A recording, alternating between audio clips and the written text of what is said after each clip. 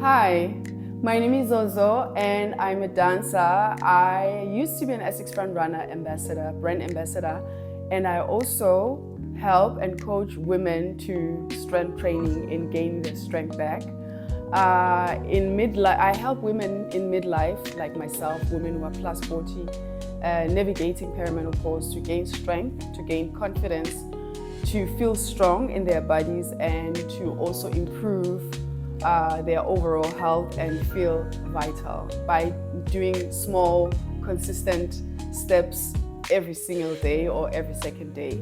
On this channel, you can expect 5 to 10 minutes of lifestyle where I share about my journey and the things that I do that could be an inspiration on your journey as you navigate through perimenopause with regards to movement, sleep, things that I get to, tips. But I will also share, like how we work on the mental as we navigate menopause because it affects us mentally as women. I'm also going to share weightlifting exercise tips, short, that are easy to do at home. You can begin if you're in the beginning of your movement journey and you can feel that something needs to change. So all in all, I hope that this inspires you. Plus, I also believe that fashion is very much part of an integrated part of our image as women. When we feel good in our bodies, we also choose the clothes that sort of communicate that. So by feeling confident in the body that we're in, we also make the choices, fashion choices that sort of communicates that to whoever that is around us, and it also adds to our confidence. So I'll be also sharing that.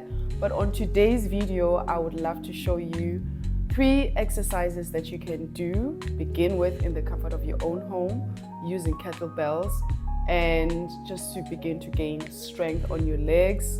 The legs are very important because they stabilize the knees. The thigh muscles are important for stabilizing the knees so they will always remain strong, we avoid falling, that sort of stuff.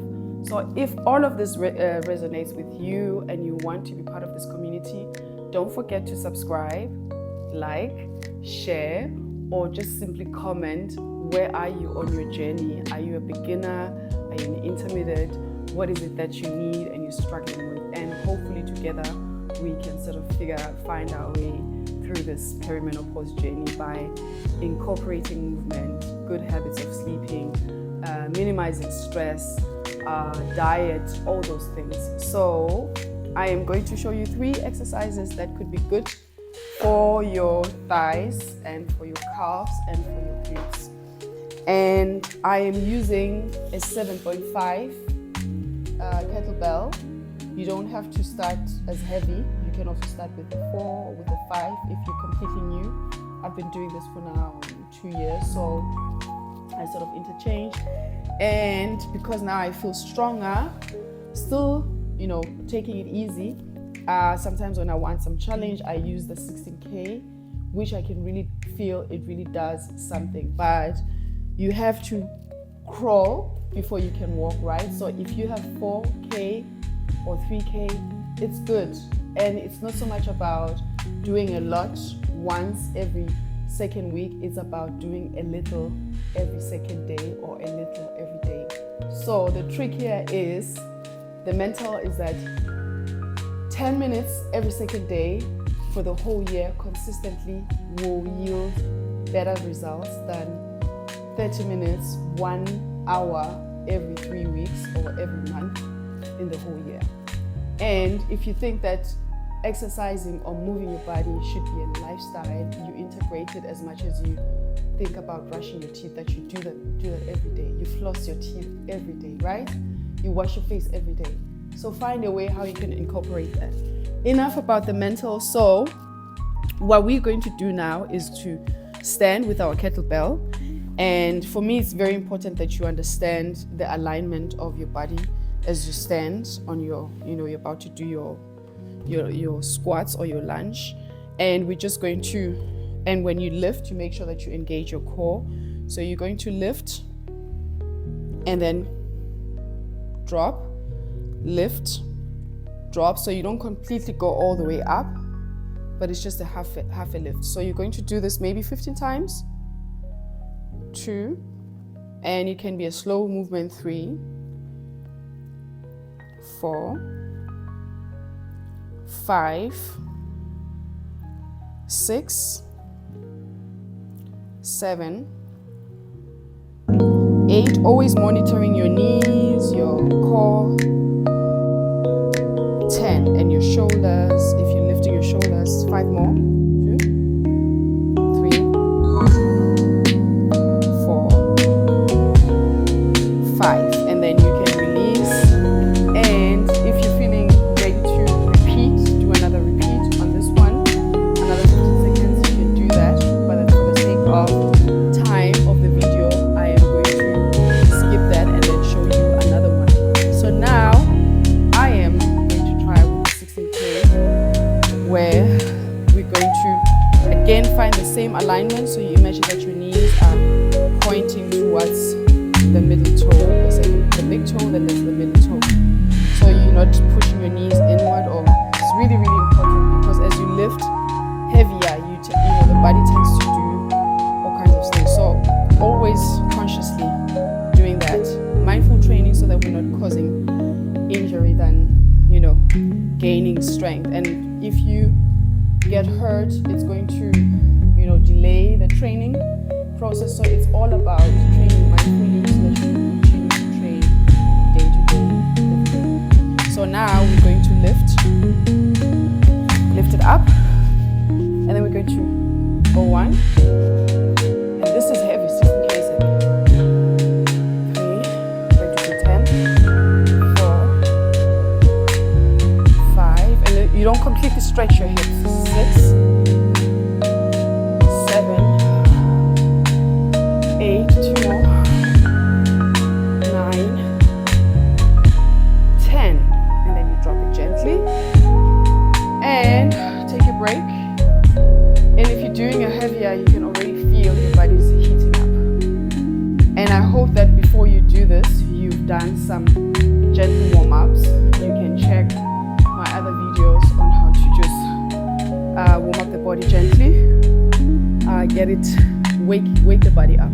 So what you're going to do again is to try and repeat this one, and you can do like 3 repetitions of 10. So you break everything down, make it easier for you. You're not in competition. Remember, run your race. It's your own race.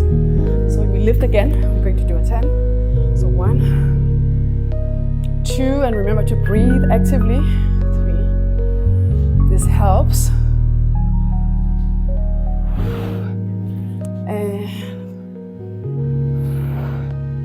4 more for me. 3 more. 2 more. And you're making sure that your shoulders are inward as you lift, right? So they're not up there, but you're here. Yes. And the last one. And I know this might sound very simple for someone who's completely new. This is already a lot. Yeah? So again, with the same philosophy of making sure that you're aligned, this one and that one is not leaning in or out, but it's pointing downwards. You're going to stabilize, and this is your core. So if you were to stand, this is how you look like, right? It's like angled. So you're going to lift, stretching the back knee as you drop, and then 2,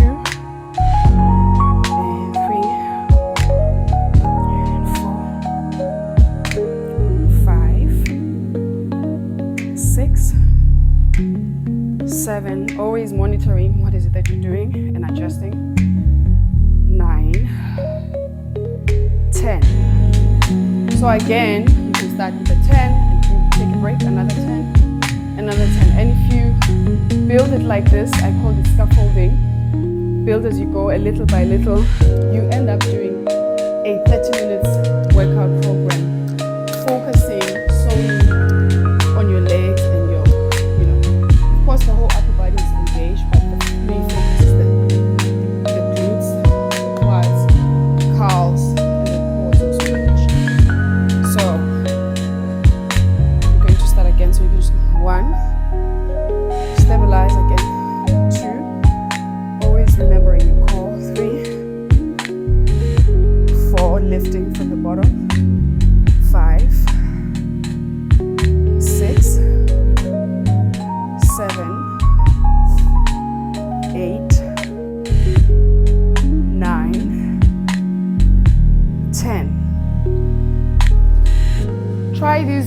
exercises.